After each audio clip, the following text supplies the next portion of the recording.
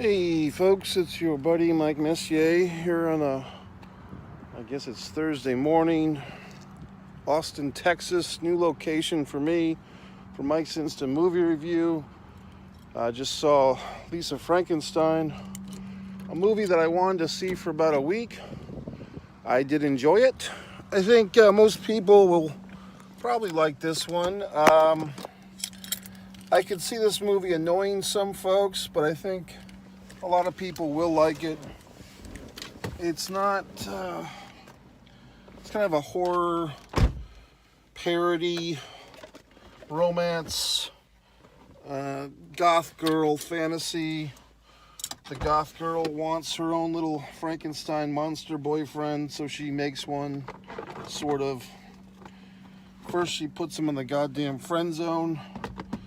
You know, typical female behavior. She wants to fucking resurrect this guy from the dead. Then when she pulls it off, she puts him in the friend zone for the first 2/3 of the movie.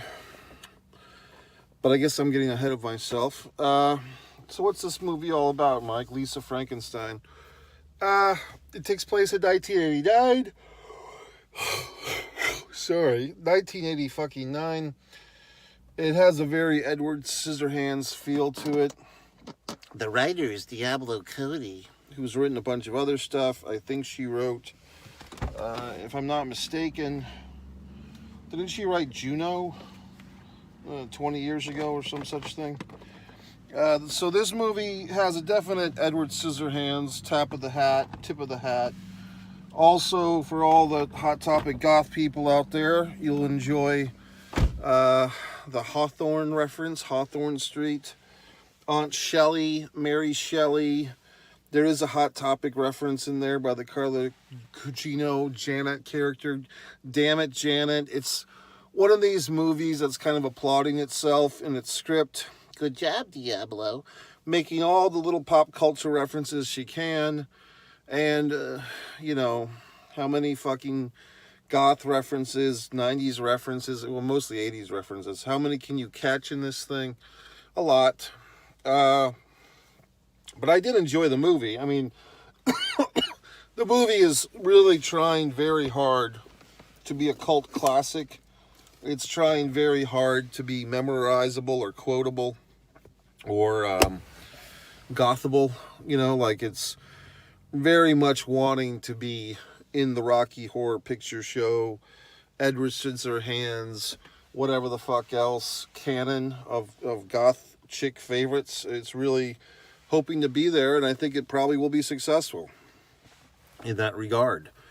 I liked it. I think the style of comedy is not forcing the comedy. Also Beetlejuice, you know, shades of a young Winona Ryder. Elements of Romeo and Juliet, perhaps, in the storytelling. The lead actress is very good, very funny, very look appropriate for this role, kind of like that wispy Cyndi Lauper-esque vibe.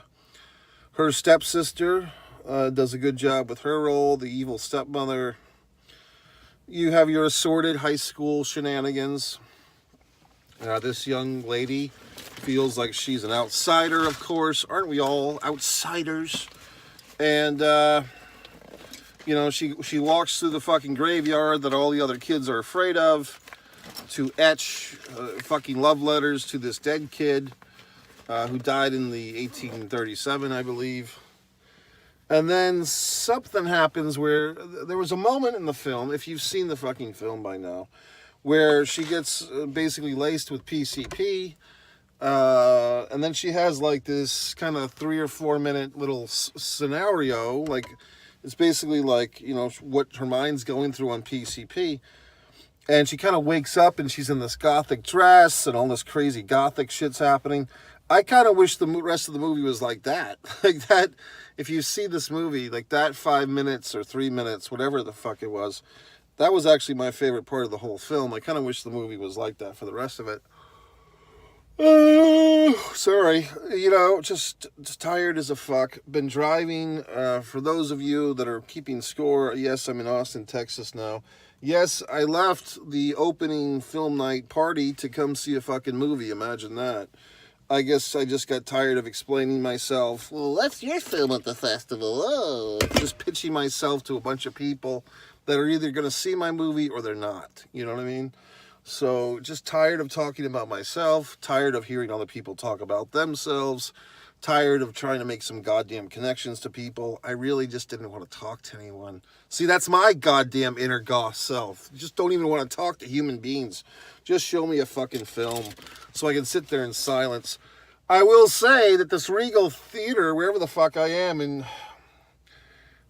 I don't know where the fuck I am, Wellington, Austin, Texas, some such strip mall. Everything looks the same in America except the fucking highways. Austin, Texas, I really like Austin. Most of it. I don't like driving in Austin. Basically, whoever the fuck, I mean, the story that last time I was in Austin, I was told repeatedly that the person, it was a male gendered person, the man who made the fucking highway system in Austin, Texas, like the man that designed the roads and the interstate, he ended up committing suicide out of despair because so many people were getting in car accidents. So that's the story that I heard, and I fully believe it. It's very difficult to drive in this town. I feel, ready, that Austin, Texas is a place that, like, I think I would be happy to be from. Like, if I was, oh, that sounds cool. Like, I'm from Austin, Texas. Wow. Like, to be from Austin, Texas. Was that where Dusty Rhodes was from? Like, to be from Austin, Texas is exciting. To live here, I think, is pretty cool.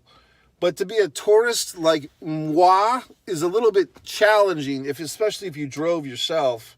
And I feel like I don't even think I'd trust the Uber or the Lyft fuckers around here. I just feel it's very crazy driving here. You have all these fucking U-turns in the middle of nowhere. You have to make a U-turn, then get over 5 lanes to take your next turn. And every time you're turning, there's some asshole right up your asshole.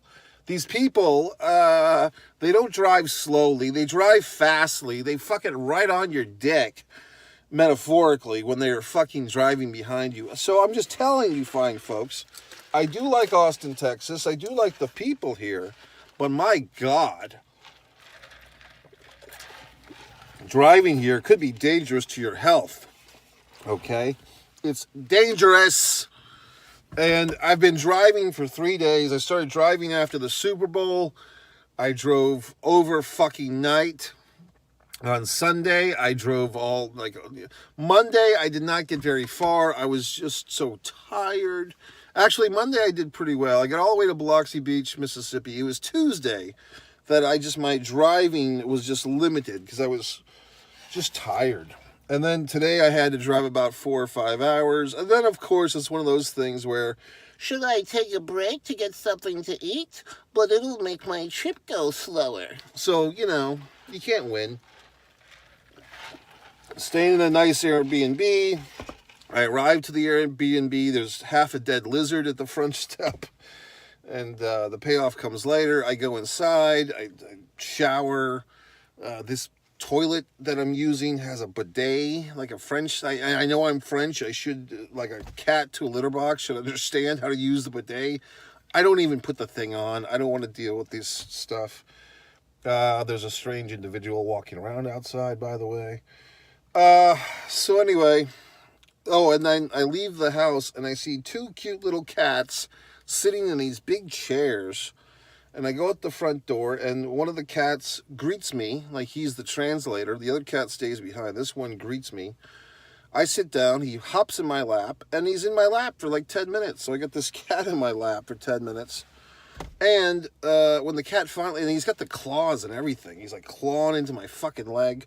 Then when he gets out, like he gets off, he starts looking at the fucking lizard. It's like, oh, I see. This cat like fucking tore the lizard in half. And like, here's half a lizard, and it's not like a little gecko. Like, it's not one of these Florida little fucking cute geckos. This is like a fucking lizard. You know what I mean? Like a 6-inch, 7-inch lizard that this fucking cat must have killed at some point. If I had a broom, I would have whacked him into the fucking yard, but I have no broom. I don't know what's going on. And what am I supposed to do? Dig around this? This is a private home that I'm in. Am I supposed to grab the lady's fucking broom and whack this dead lizard around the fucking front yard? What if that's like her boudoir, like her lady boudoir broom? What if she, cleans her little rugs with this fucking broom and I'm scraping up a dead lizard in the front yard with it? So anyway, I met the cat. The cat didn't cut me in half. But what the fuck? Getting back to this movie, I enjoyed it. I mean, to be honest, when I have not been honest to you, I used to spend time with this young woman. She thought she was goth. She would have loved this movie. I'd say she thought, because she ended up doing the most predictable thing. She married the Italian boy down the street that she was always supposed to be with. They were married for 7 years, then got divorced.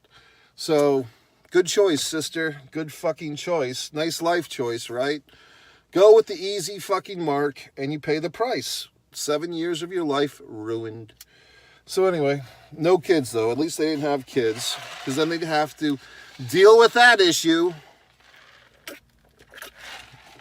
The mediocrity of human beings never ceases to amaze me. Did I mention? How's that for goth bitch shit? Anyway, I like this fucking movie.